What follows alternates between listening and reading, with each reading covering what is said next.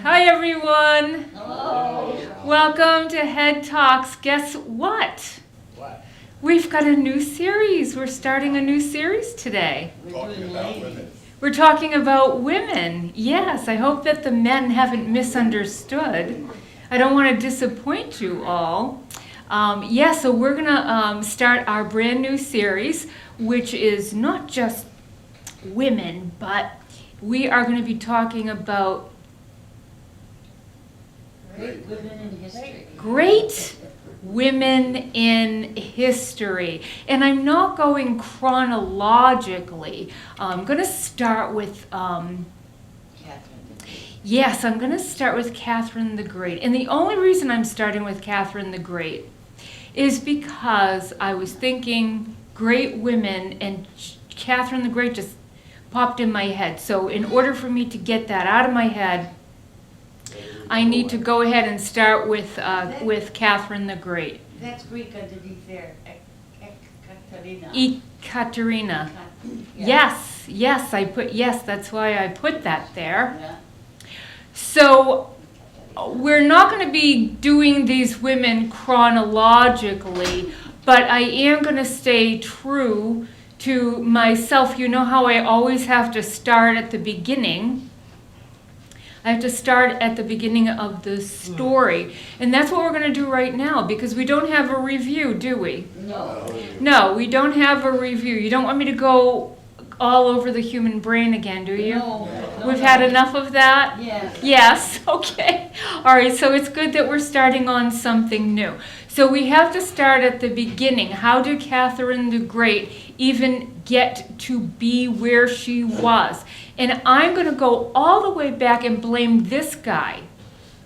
Ivan the Terrible. Yeah, I'm going to blame him. I'm going to blame Ivan the Terrible, because do you remember maybe one of the most terrible things he did? Do you remember Ivan the Terrible killed his own son? Did you know about that? He killed his own son in a fit of rage. Yes. So he murdered his son. I mean, he instantly regretted it, because what did that mean? No heir. There's no heir to the throne. So Ivan the Terrible is the reason why I'm starting. Hi, John. We're going to start with him as the reason for Catherine the Great being where she was, because it was quite unlikely that that would have happened. So Ivan the Terrible, he has no heir. And there is a time of trouble, okay? So after Ivan the Terrible, there is a time of trouble where there's upheaval, and there is no clear emperor or czar, right? No. There's not a clear ruler. And so what they have to do is they have to go to an extended family member. Okay. What? Countries with extended. Yes, they have to go to an extended family member, because this time without a solid leader caused a great deal of upheaval. So they needed to stabilize the country. They needed to stabilize Russia. And so what they did, hi Roland, what they did was they went to a family. You might know the name of the family. It might be familiar to you. Oh, yes. Yes. House of Romanov. Yes, the House of Romanov. So because Ivan the Terrible did not secure an heir through then some unstable successions, they wound up on the Romanov family, the House of Romanov. And in 1613, they established the first leader, and that was Michael Romanov. Now, he was just a young boy. He's just a young boy, and he was not at all expecting to become the leader of Russia, the Tsar, the emperor of Russia. Do you know what Tsar means? King. Emperor, king. Emperor, yes. It means Caesar. It's Russian for Caesar. Yeah, Tsar. It means Caesar. They're emulating Caesar, as in Julius. Yes. All right, so they're emulating the Roman Empire. So Michael comes to the throne. All right, he's a young king. He reinstates his father, who had been exiled because the father was a threat. So he really co-ruled with his father. He and his father did a fairly good job, actually. They did a good job. But then his grandson is somebody that is very, very well known to us. Maybe one of the most famous Romanov that there ever has been. Can you guess? What? Peter the Great? Yes, excellent, excellent. Who said that, Bill? Peter the Great. All right, and this is the time period where we're going to be talking about. Catherine comes into it shortly after Peter the Great. So I want to give you a feel for where we are in time, okay, and what this country is starting to look like under the leadership of Peter the Great. So we're just going to take a look at Russia.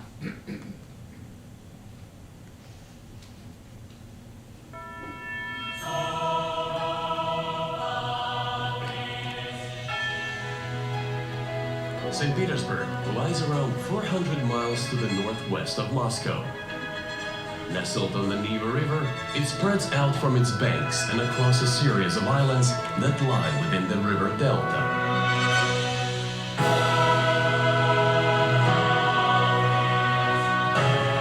With a wealth of extravagant palaces, breathtaking cathedrals, and magnificent gardens, St. Petersburg is truly Russia's imperial city.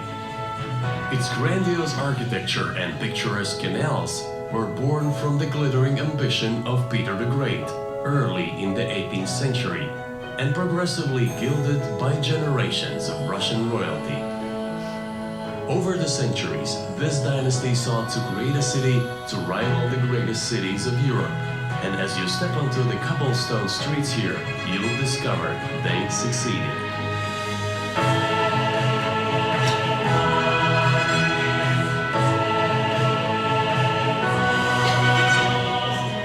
Most visitors start their adventures right in the heart of historic St. Petersburg. Palace Square is dominated by the Alexander Column and is home to the Winter Palace.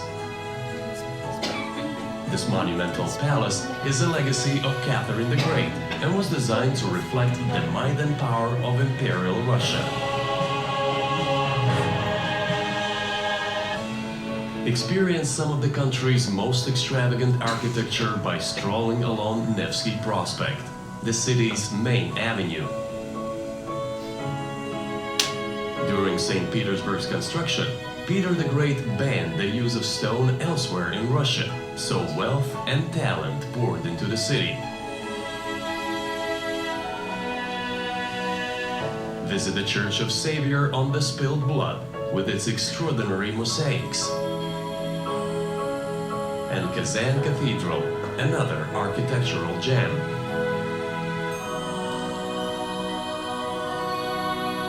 Further along the river is St. Isaac's Cathedral, whose gold-plated dome has been glittering under Russia's sun for more than 100 years. Climb to the top for superb views over the city.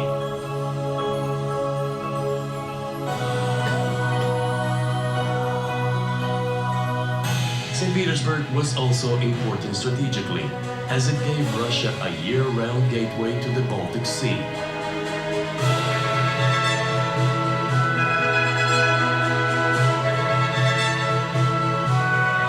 Admire the golden spire of the Admiralty Building, where more than 10,000 tradesmen toiled around the clock to create Russia's first warships. Just across the river is the Peter and Paul Fortress, St. Petersburg's official citadel. The cathedral here is the oldest church in the city and the final resting place of many Russian emperors and empresses. The days of Imperial Russia may be over, but the echoes of treachery and intrigue still resonate in regal estates all over the city. Take a hydrofoil to the sumptuous Peterhof Palace and Gardens complex, which was created to rival the Palace of Versailles in France. Stand before the shimmering waters of the Great Cascade, a triumph of engineering, with more than 60 fountains running entirely without pumps.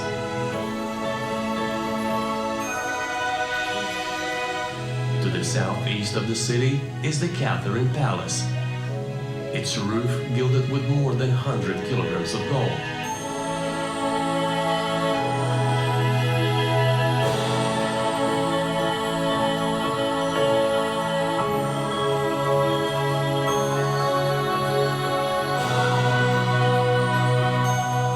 Back in the heart of the city, visit the Summer Palace and Gardens. Imagine the extravagant balls that were once held here and see where Tsar Peter planned the graceful canal system that spreads throughout the city's many islands. These elegant waterways, crossed by over 300 bridges, are the perfect complement to the city's soaring spires. As the sun sets, take a canal cruise to discover the romance of St. Petersburg at night.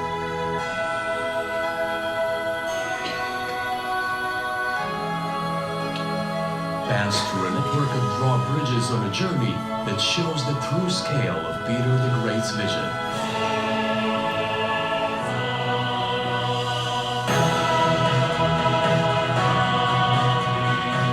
Romantic, opulent, and spectacular, St. Petersburg is a glittering testament to Russia's royal history and a celebration of the power of one man's dream.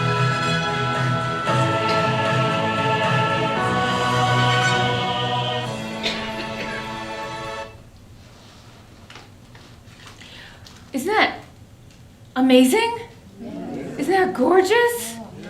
Yes, it's fantastic, especially when you think of it. Peter the Great, prior to his coming into power, Russia, first of all, the capital was Moscow, you know that, I'm sure, and the country was really very backward, you know, and it was Peter the Great that he left Russia and he traveled all throughout Europe. He wanted to learn as much as he possibly could. He was very hands-on, and he wanted to bring all that knowledge back to Russia so that they could catch up, so that they could be up to date. In fact, he tried to poach a few of the scientists and engineers, and he wanted to try to convince them to come to Russia, and some of them actually did.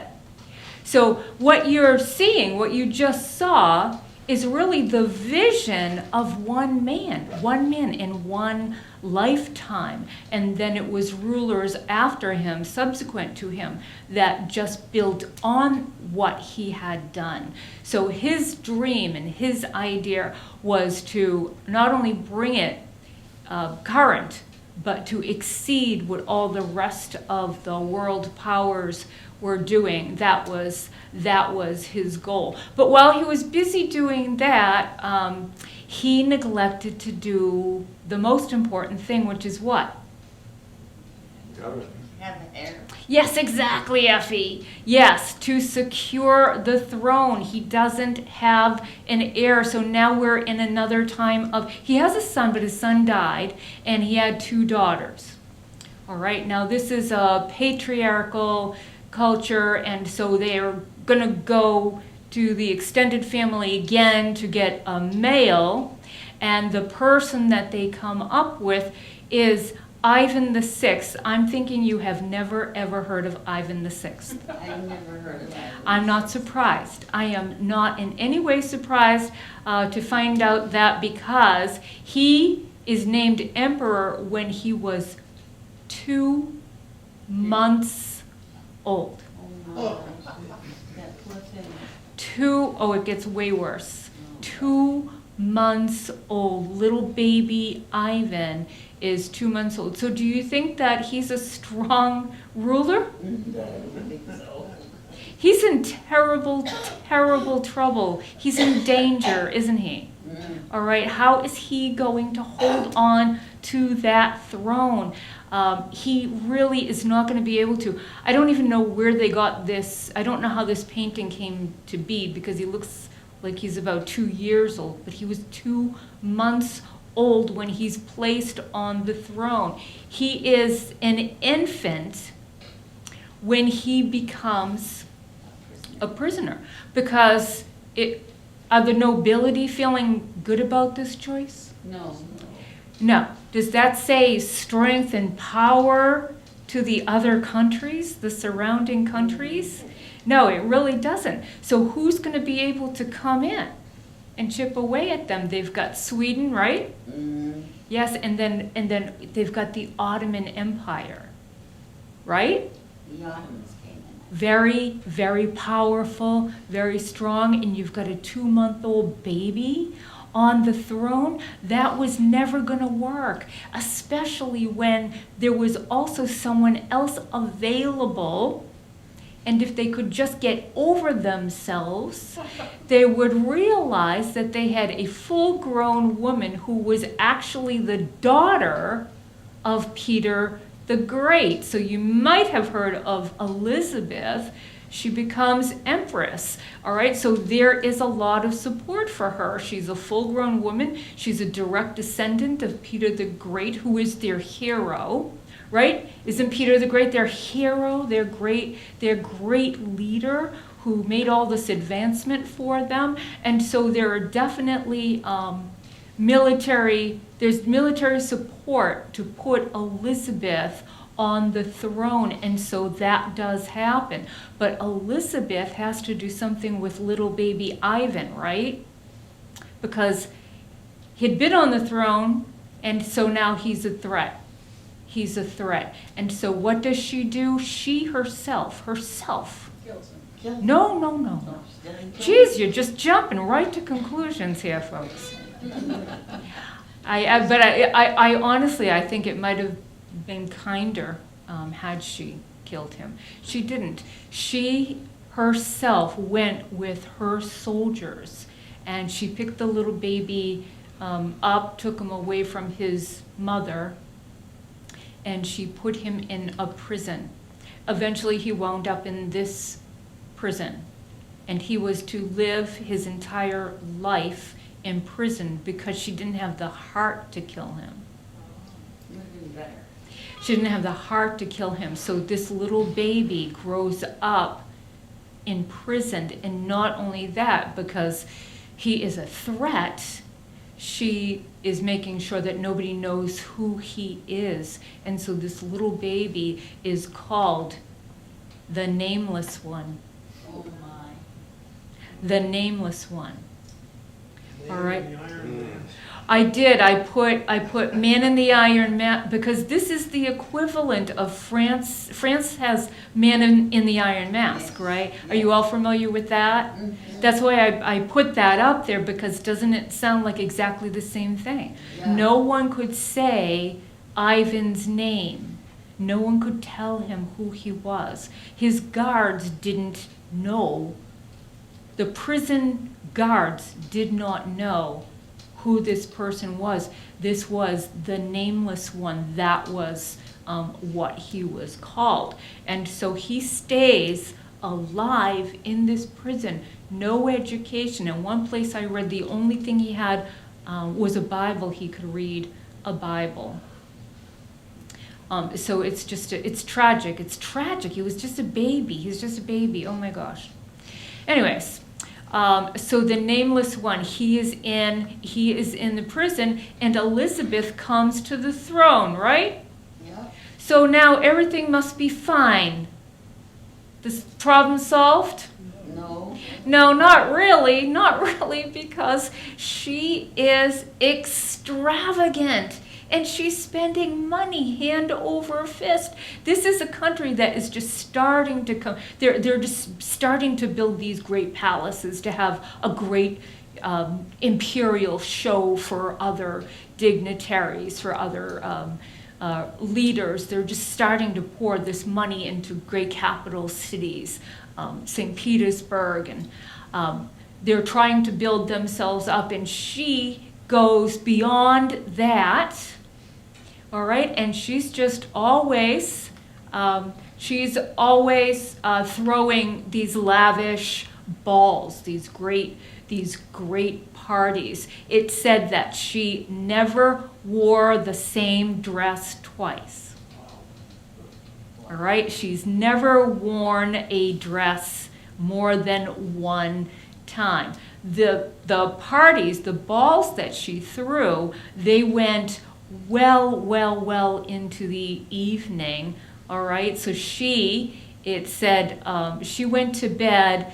Her bedtime was normally 10 a.m. All right, and then she slept all day, and then she partied all night, and that was really her life. And there were some people that thought that, the courtiers thought this was wonderful. This is a fun, it's a fun place to be. But of course, there's other things that need to be done. Who is making all the money to? The serfs. Yes, exactly. The serf, they're under serfdom at this time. But no, she's not thinking about that at all. She just needs more. In fact,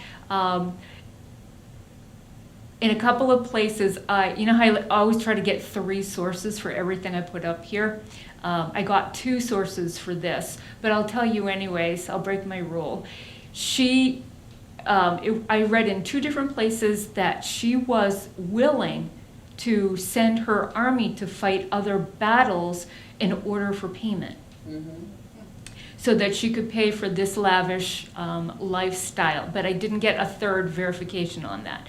All right, and so you just saw this, right? Mm-hmm. And you know that these things are plated in gold. Can you imagine the expense of this? Can you just begin to imagine? I can't wrap my head around it. She did have one kind of eccentric thing that I could totally relate to, and I would do it. Actually, I have to confess, I would do this if I could. All right, she had a coffee guy. All right, so the coffee guy had to follow her everywhere she went in case she wanted a cup of coffee. And he would have to make the coffee. So he went everywhere that she went, and he was her coffee servant. Yes. How many people would like to have one of those? Where's Joe? Yeah. There's a lot of us that would like to have one of those. Okay, so she's another one. She's got what? No heir. She has no heir, but she's thinking about it a little bit before, it's too late. So at least she's thinking about it. And since she has no heir, she has to go to the extended family also, right? Mm-hmm.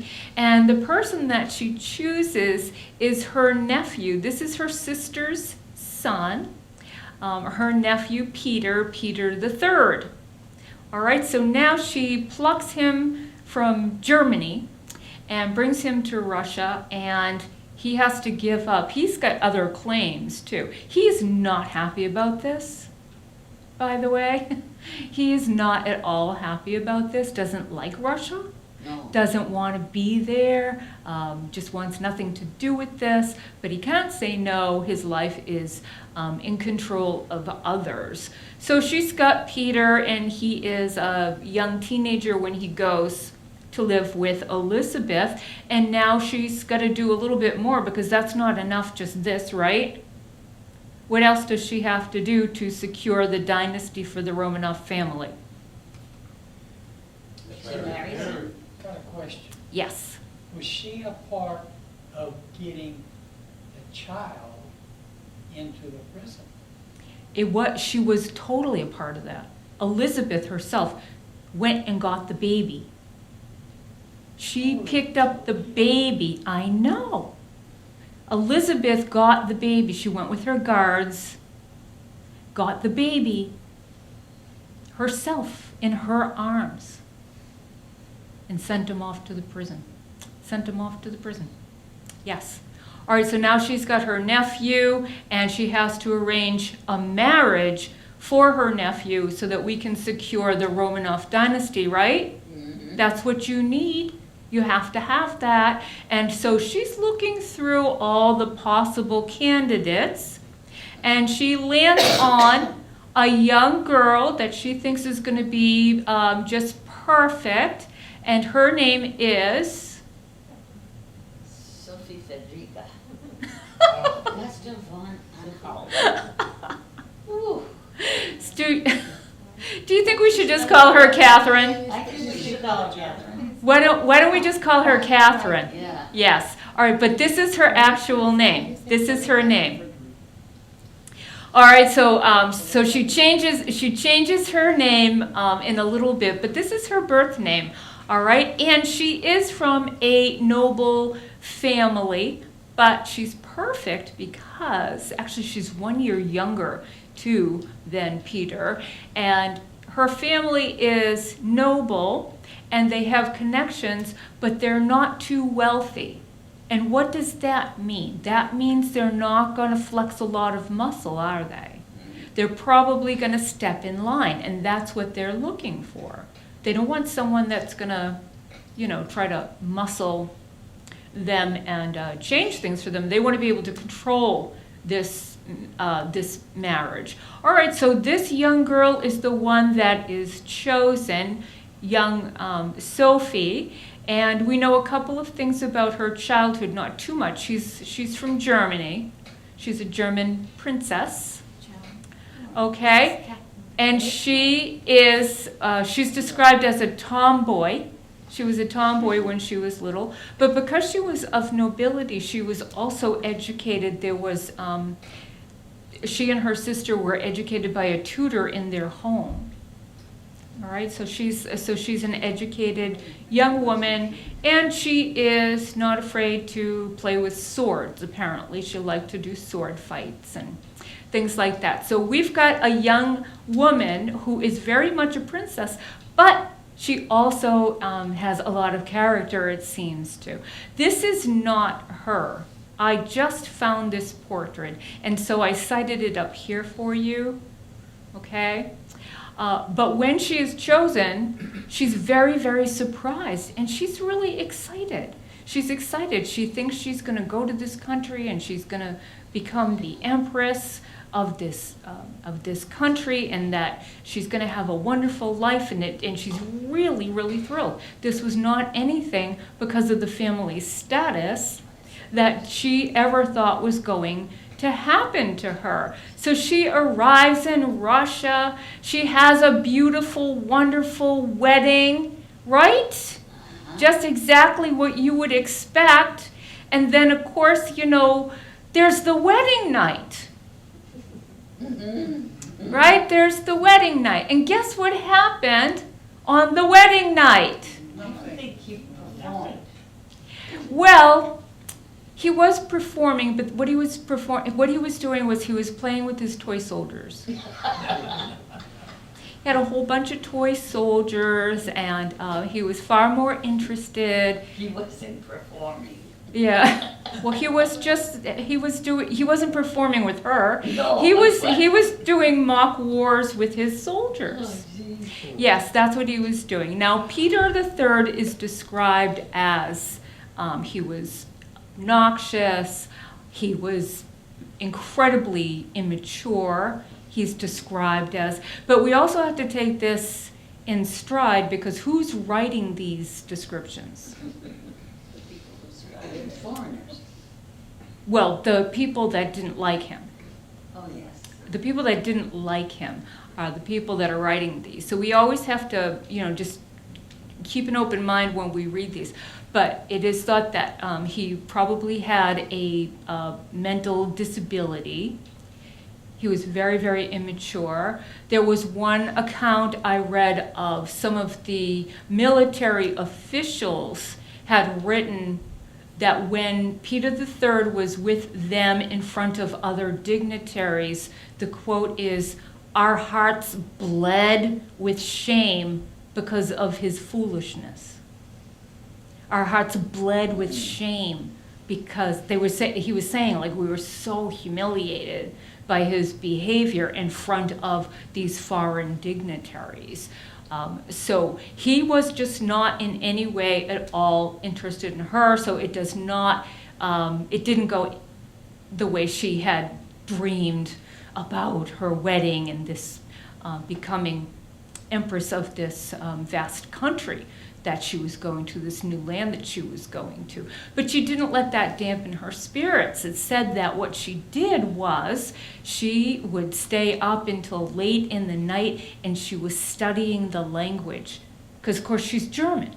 So she wanted to study, she wanted to speak the language. She was throwing herself all in to become Russian. She wanted to know everything about it. She wanted to learn everything that she could. And so she's teaching herself the language, she's studying, she's putting her whole heart into it. So much so that it's also said that she got up early in the morning. She went down to help the servants start the fires in the fireplaces. She helped them, and she was using conversational Russian so that she would not only learn technically the language, but that she would learn Russian conversationally. And that she was, in order to do that, she was helping out the servants early in the morning. So she really was trying. The other thing that's important to know is Sophie, having come from Germany, her religion was Lutheran. She was a Lutheran. And when she accepted the marriage and went to Russia, she converted to Russian Orthodox. She gave up her religion, and when she had done that, that is when she also changed her German name to Russian, and that is where she took the name Catherine, or it would be Ekaterina, translated for us to Catherine. So that's how we know her, as Catherine. So she changes everything about herself, and she immerses herself in the culture and all of the things that she's doing. She's a very pious woman too. All right, they go into the chapel, and she's very reverent, and she seems deeply sincere, but she's going in with her husband, and what's he doing? He's playing with his toy soldiers.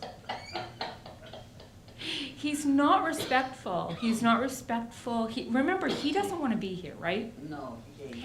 And so he goes into church. There she is, and she's, now whether this is strategic on her part, or we can't know what was going on in her mind. But he is talking loudly, and he's just not being very respectful. Anyways, he's winning no friends, right? No. But what about Catherine? Well, they liked her. They loved her. The court. Yes, the court did, and the people. Yeah, the people and those in the court, the courtiers, actually just thought she was wonderful. Just thought she was wonderful. And when you compare Catherine to Peter and his behavior, then she shines even more, right? Mm-hmm. Yeah. So he actually exaggerates her good demeanor. But it doesn't matter how much she does, because she's there for a reason, and one reason only. And what's that? I have next year. Yeah, she has to have a baby, right? Yeah. Yeah, 9 years go by. Yeah. 9 years of marriage, and he has not consummated the marriage in 9 years. 9 years. This is so she's getting very upset. Well, guess who else is getting upset? Elizabeth, right? Elizabeth, she set all this up for one reason, and her nephew is not doing his part. He's not doing his part at all. All right, but after 9 years, something mysterious happens.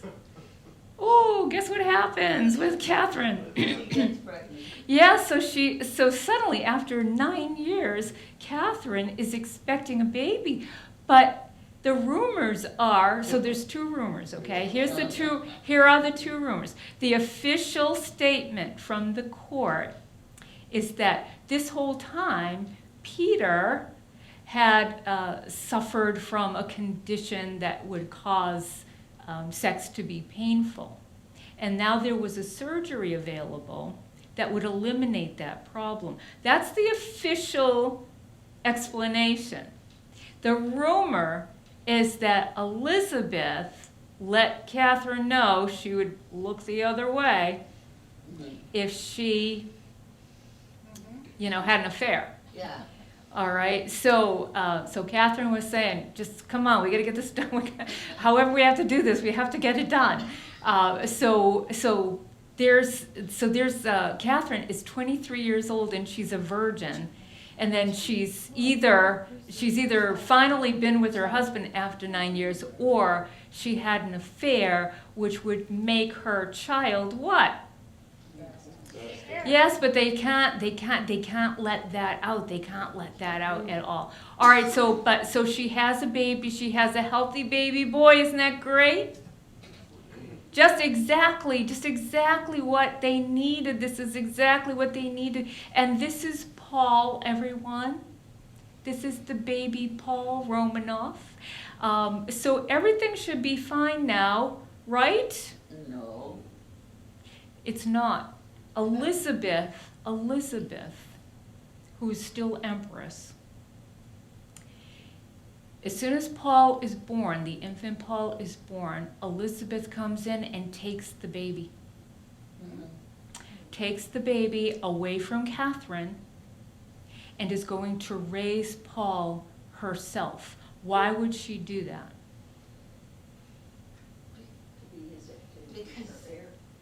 Yes. Yeah. She wants to raise the baby so that he is doing everything, so she can control him, right? Yeah. And that he's doing everything that she wants and her perception of how things should be. So they brainwash him. Exactly. Yes, that's exactly right, Edith. So she takes little baby Paul away from Catherine. Now later on there's a portrait, all right? After everything I just told you about this little family, that's the portrait. What do you think? Well, somebody lied.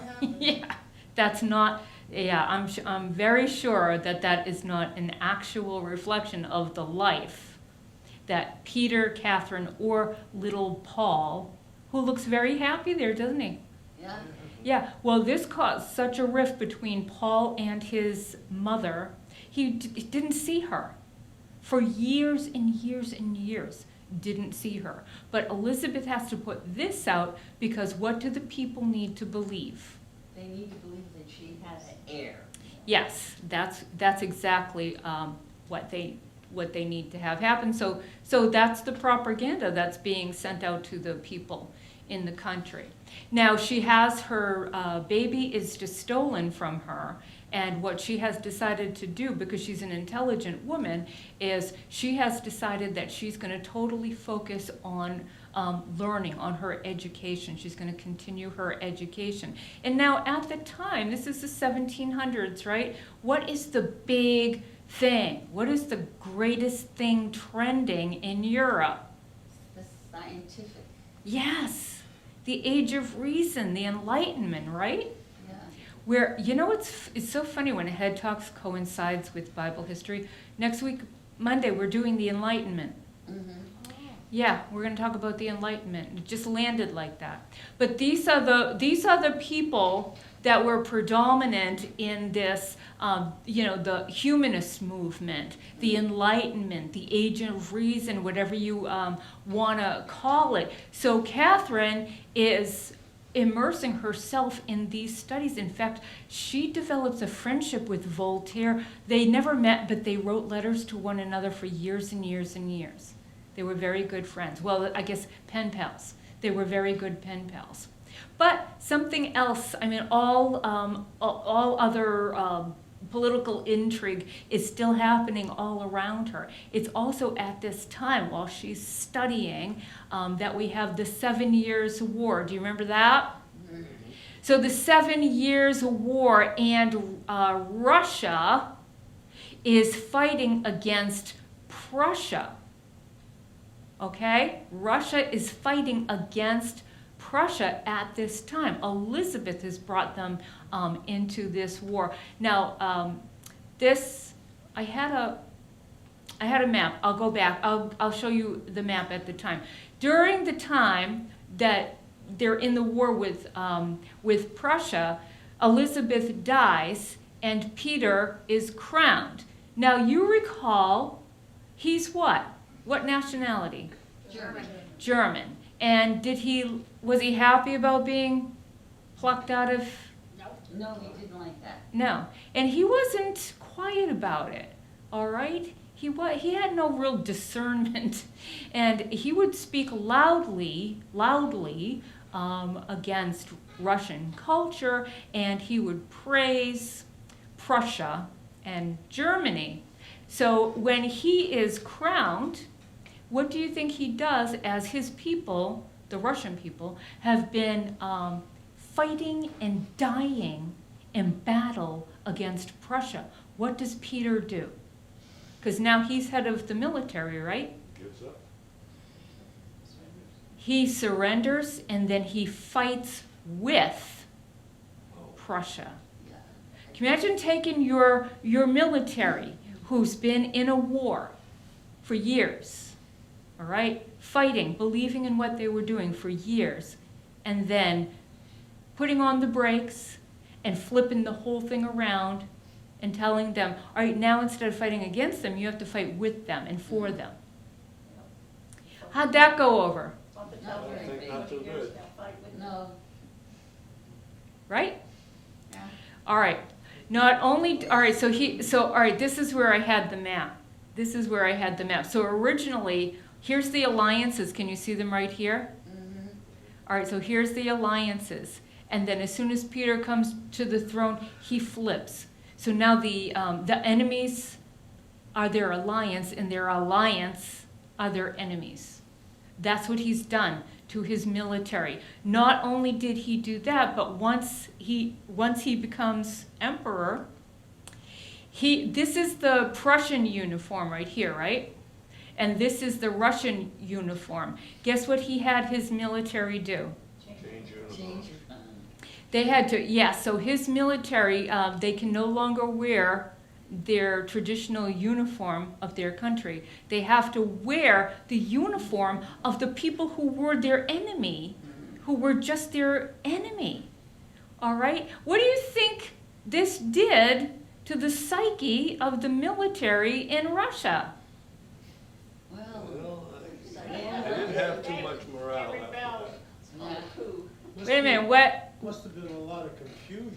Did they have a rebellion? Oh, yes, Edith. And I think Judy said it too. Judy said the word. Coup. Exactly. Yeah. Do you think they were going to put up with that No. for a guy that comes across as like a total imbecile? Well, he must have been mentally retarded. They said he was. Yeah, they said that he was. Yes. So they're not going to do that, okay? So they're putting together their thoughts. All right, they've got a great idea. We do have somebody who is very intelligent, who's probably having an affair, actually, with one of the high-ranking officers. And so guess what the idea is? Let's put Catherine, Peter's wife, on the throne. All right, we'll get rid of Peter. All right, so they go, the army, the military goes, they capture him, and even as they capture him, do you know that the Russian people, the civilians, just the Russian people, they're standing at guard. They're just civilians, but they hate him so much.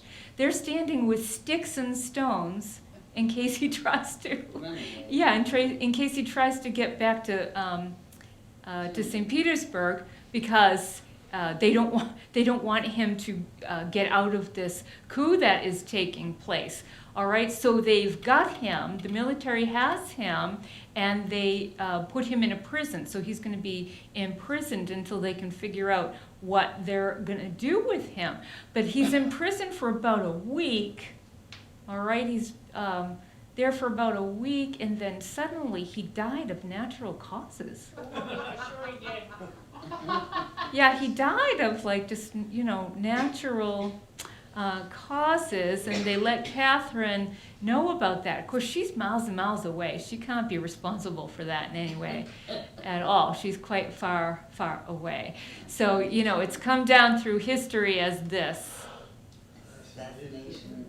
Yeah. So it's come down, the autopsy read that it was natural causes after a week, of being in prison. So now we have Catherine the Great. She's not called Catherine the Great just yet, but there's a coronation, and she's got the most beautiful crown. Have you ever seen it? It is spectacular. There's nothing like it. I've got it. It's on display, but I've got a close-up of it. There it is. Look at that. Yes. It's worth millions and millions and those are real diamonds and jewels, and it's just worth millions and millions of dollars. But when they crown her, she has no right to the throne. So she can only be regent, correct? Mm-hmm. Remember little Paul? Mm-hmm. She's mother of little Paul. And he really is heir to the throne, but he's still too little. So they're just going to have her on the throne until Paul comes of age. And so while that's happening, we've got all kinds of things that Catherine can do in the meantime, but she's got one more problem. Remember little Ivan? Well, he's now 24 years old. Yes. So little Ivan, after all this time has gone by, who's been in prison all of his life, so now he's 24 years old, and some people know of his existence, and they're trying to find out where he is. And eventually somebody does, and sadly, the nameless one was murdered by the guards at the prison because they thought people were about to come to try to liberate him. And so this poor boy that was taken when he was 2 months old lived in a prison all of his life, not educated, never told who he was, has no idea why he's in a prison. I guess there was one statement where he seemed to know that he was somebody special. But anyways, it's tragic. It's just an absolutely tragic life. So now there's nobody in the way, right? Peter's dead, and Ivan the Sixth is dead. And so now we have Catherine, and we have her son Paul. All right, so let's take a look at Catherine's reign. Who was right before her and Peter was Elizabeth, the extravagant one, remember? Catherine was completely different. She's completely different. She's already loved by the people, all right? But it is said that she got up at 6 a.m. and she went right to work, and she worked all day. It's also said that she had very bland foods. I don't know why I choose soup and salad. That kind of looks good to me.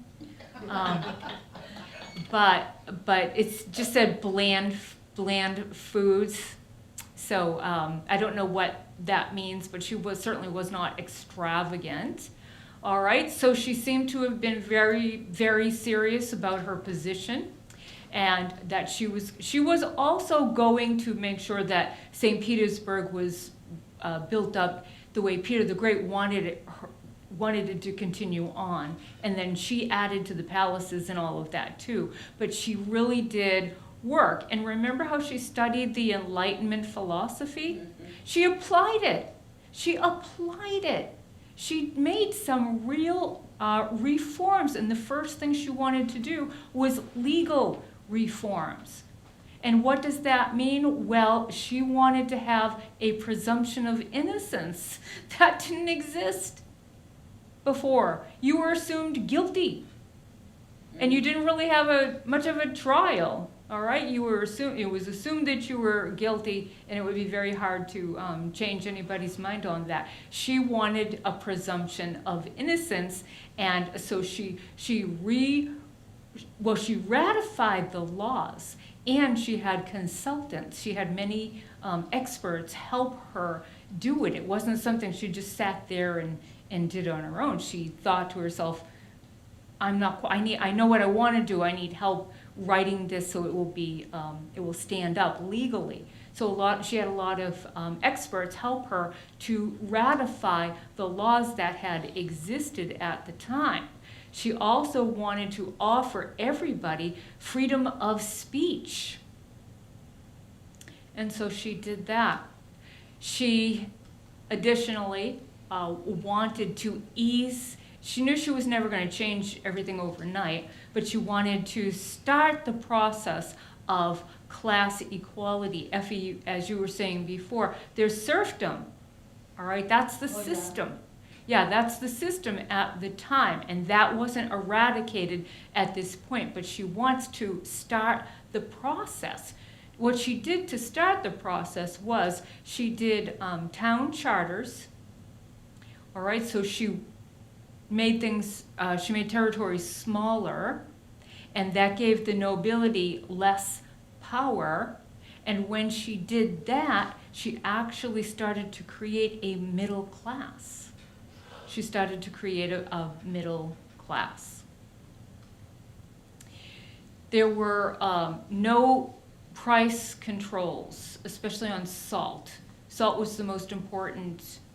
Everybody needed salt to preserve their food, and the salt prices could go up. They were wildly up and down, so she put an end to that. And she put price controls on things that were of a necessity. She also opened public schools, and she wanted to educate the middle class and the nobility, but she wanted to make sure that this was open and available for girls, that both boys and girls, that there was no differentiating between boys and girls. And then science, she wanted scientists to come and live in St. Petersburg in Russia. She invited them to come and to explore, to do their studies without any fear of religious ramifications, to come and study freely. And they did. Some of them did. It wasn't without its problems. You know, Peter that died of natural causes? Well, the most interesting thing happened. A few years into her reign, he was back alive again. Yes, there was a false Peter. He was actually he lived like out in the country, and he was taking these serfs, you know, the peasants, the poor people, and he's trying to tell them, this is him, all right, he's trying to tell them, I'm Peter, I didn't die, I escaped, and I'm the real emperor. And he was able to convince an awful lot of people, all right, so these are the poor people living, you know how big Russia is, out in the countries, and they joined him, and they were marching to take over, and this imposter, they wanted to put him on the throne, but Catherine had heard about it, sent out the military, and squashed that. And of course, you know what happened to him. Yeah. Yes. So he died, and that wasn't the only trouble that happened during her reign. Of course, Russia got hit with the plague also, right? Russia got hit with the plague, but at least what she did was it was terrible. I mean, they were like everybody else, losing thousands of people to the plague, but she had sent out her top people to get it under control, and she actually got it under control in less time. Remember in other countries the nobility fled, they took off. They didn't in Russia. They stayed and they dealt with it and they addressed it. So that was something in her favor as well. During her reign, the Ottomans had attacked them more than once, and she had assigned brilliant military people to deal with these issues, and they won. They won time and time again, even being outnumbered. The Ottoman Empire was pretty huge, and so they won every single time. And she gained territory back that had been lost. She had gained some territory back. All right, so she herself didn't go into battle, but she assigned the right people, and won those. Okay, criticisms of Catherine the Great. There's a lot. There was an awful lot as I was doing the research, which is why I wanted to bring this up to you. All right, so let's take a quick look at a couple of them.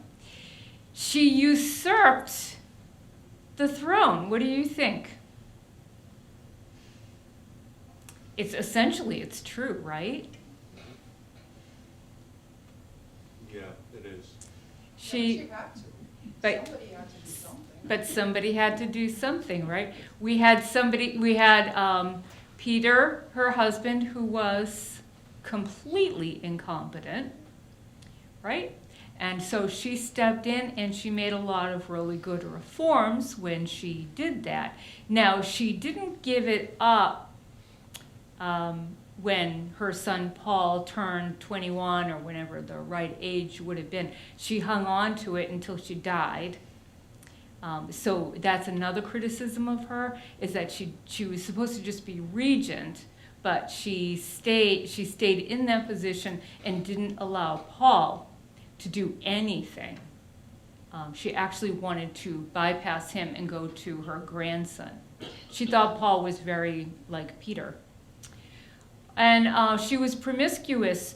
For some reason, they know she had 22 affairs. I don't know how they know this. Girl. Thank you. You see, now, if it were a man, would that be a criticism? That's a way of life. What? For a man, it's a way of life. It's a way of life. Yes. So she was criticized. She was called promiscuous because I'm not sure. How would you even know? She had 22 affairs. She never married. She never remarried after Peter. She was a widow. But that didn't stop her from having a full life. And so that's a criticism, but you also have to wonder, if it were a man would never have been criticized for doing the same thing. She had a bad start. She had a very bad start. Yeah, she did. Poor thing. She made up for it. They said that one of the criticisms is she succeeded through others. Well, that's true, but She had to. yeah, Doesn't everybody? yes. Now, if a man were in leadership and he sent out his generals to war, but he himself didn't go, would he get credited with the win? Yeah. And the fact that she delegated, doesn't that show Smart. responsibility? And yeah, she delegated. When she made her legal reforms, she thought to herself, I am not qualified to do these things and make sure that they, are whatever I'm thinking of, that they can stand up to the law. All right, so succeeded through others doesn't seem to be a really good criticism either. And then the last criticism that came up over and over again was she didn't do enough for the poor. And it's serfdom that they're talking about. Now, she realized that she couldn't change everything overnight. If she did, what would the nobility have done? Yes. So she's really walking a fine line, isn't she? So she made improvements, she made enhancements, but she didn't do it 100%, not completely, but could she have? Realistically, could she have? No, Well, Yeah. no, she wouldn't. have she, been able to. she improved the middle class. Right. She, And yeah. they came up from the poor, right? Yes, yes, yeah, yes, yes. So do you think the criticisms are because she's a woman? Because she was very successful. Now, she was called, Catherine the Great is what the military called her. They came up, their parliament, their council, came up with some names for her because of all the things that she was doing. She herself rejected Catherine the Great.